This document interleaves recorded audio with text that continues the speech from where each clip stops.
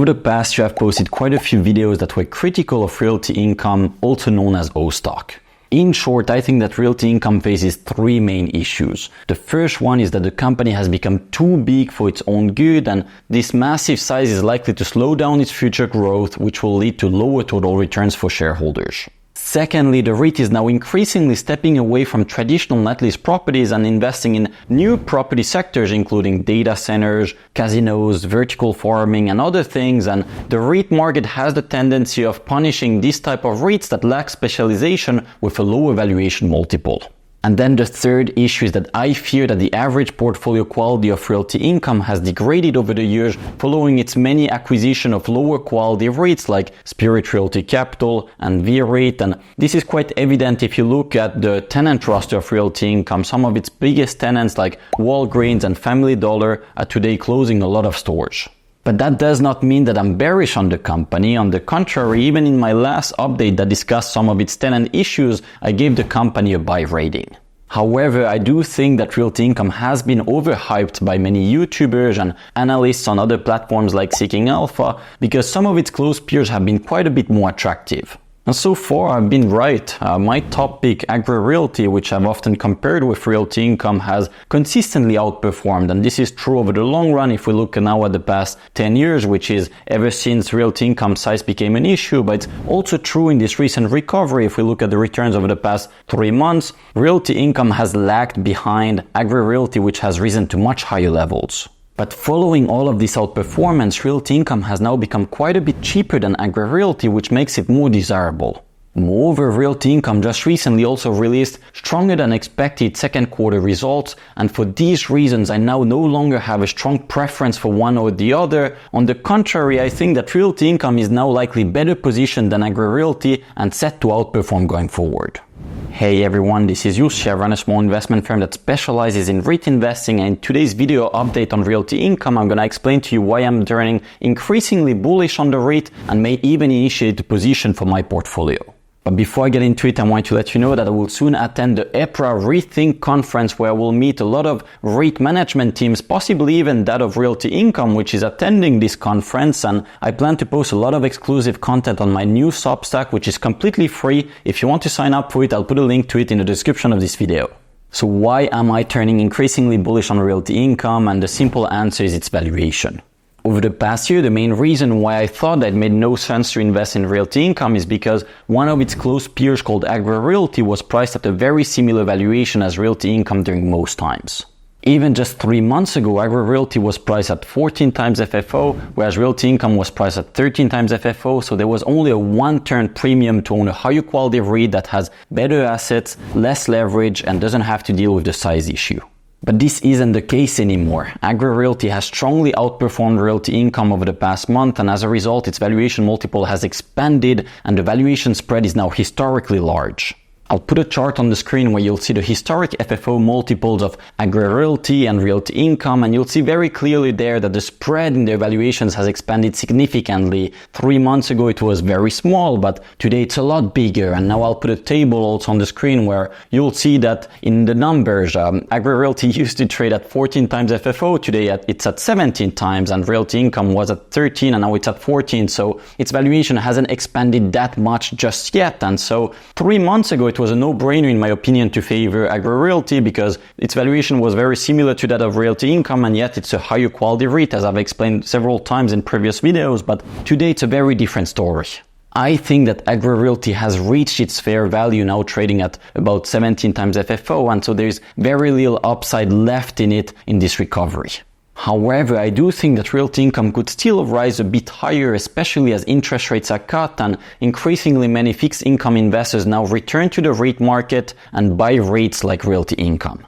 And I think that Realty Income is especially well positioned to benefit from these capital flows because it's one of the most famous REITs in the world. It has an A-rated balance sheet, it's massive in size, it's included in many big indexes, even including the S&P 500, the Vanguard Real Estate ETF. It's also offering a 5.2% dividend yield, which is quite attractive, especially coming from an A-rated REIT. It's paid on a monthly basis and it's been rising for over 30 years in a row, even through the great financial crisis, the pandemic, the dot-com crash, and many other recessions and crises. And so this will give a lot of confidence to fixed income investors who will be looking to replace their treasuries and bonds with higher yielding REIT alternatives. And the interesting thing here is that, in an efficient market, I think that agri-realty deserves to trade at a 2-3 term higher multiple than Realty Income. However, the REIT market is not perfectly efficient. Not everyone is following REITs like me on a daily basis. On the contrary, most REIT investors really don't know that much about the REIT sector. And so we cannot expect the market to function perfectly efficiently. And it really wouldn't surprise me at all if Realty Income now regains an FFO multiple that's very close to that of agri-realty in the future, and if that's the case, that would unlock about 20% upside from here. So that's really the main reason why I'm now turning increasingly bullish on Realty Income. It's really just a question of valuation. I think that my top pick agri-realty the thesis has played out, it has reached its fair value, it has appreciated significantly, I've greatly profited from it, but now there is a little meat left on the bone, and I think that this makes Realty Income much more desirable, relatively speaking, because it has lagged behind and it still has some upside left. Now, before I end this video, I'm still going to give you also a quick word on the second quarter results, because I know that a lot of you will ask me about that in the comment section, and there was no major surprises here. The Realty Income slightly beat its quarterly expectations, it's reaffirmed its full year results. But there was some good news in that the company addressed some of my concerns about its top tenants, Walgreens, Family Dollar, which are today closing stores. They explained on their conference call that they don't expect a major impact. They do expect some of their properties to be affected, but the impact shouldn't be significant, and they even shared their math. Here's what they said on their conference call. It's important to know that the rent at risk from Rite Aid, Red Lobster, Walgreens, Dollar Tree, as well as At Home and Big Lots represents in total only 2.3% of our total portfolio annualized contractual rent through year-end 2026. And if we achieve the rent recapture rate in line with our long-term average for bankruptcy, which is 84%, this suggests only approximately 37 basis points of rent is at risk of seizing, or an approximately 2 cents of AFFO per share impact.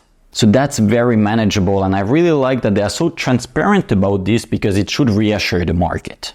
Another piece of good news is that Realty Income keeps finding high-yielding deals in Europe with initial cash cap rates in excess of 8%, which represents a pretty significant spread over its cost of capital.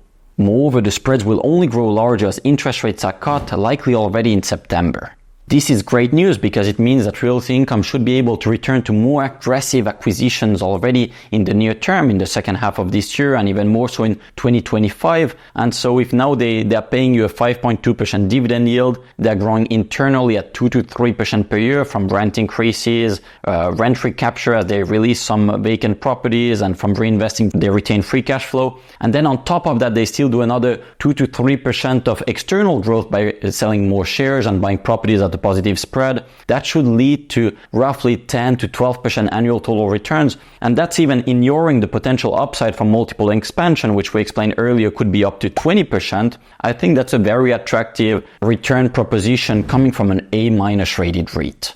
To conclude this video, I want to remind everyone that the valuations and fundamentals of REITs keep on changing on a daily basis, and therefore you should always be willing to reassess your take on different companies. For the past year, agri-realty was a much better investment opportunity than Realty Income during most times, because it's a higher quality REIT that's safer than Realty Income, it's less impacted by the surge in interest rates, higher quality assets, less impacted by store closures, and so on, and yet it was priced at the same valuation multiple pretty much as Realty Income. However, following its strong outperformance and its surge in value, it's not the case anymore, and therefore I'm willing to revisit my take on Realty Income as an alternative for agri-realty.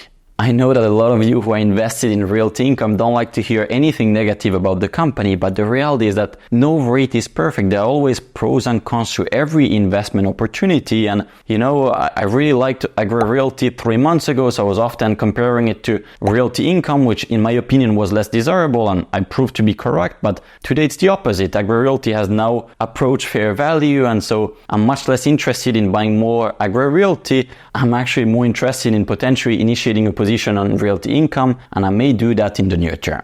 The main reason why I haven't initiated a position just yet is because I would need to sell Agri Realty, and I don't really want to do that because I will be hit with a pretty big tax bill on the gains. And Agri Realty, you know, remains a pretty solid REIT. I would be happy to keep holding it for the long run. And beyond that, there are also some other opportunities that I want to prioritize for my capital, which is limited at the moment. Finally, if you want to gain access to my entire real money REIT portfolio with trade alerts in real time, you can join High Yield Landlord, which is my REIT newsletter, for a 2-week free trial. I'll put a link to it in the description of this video.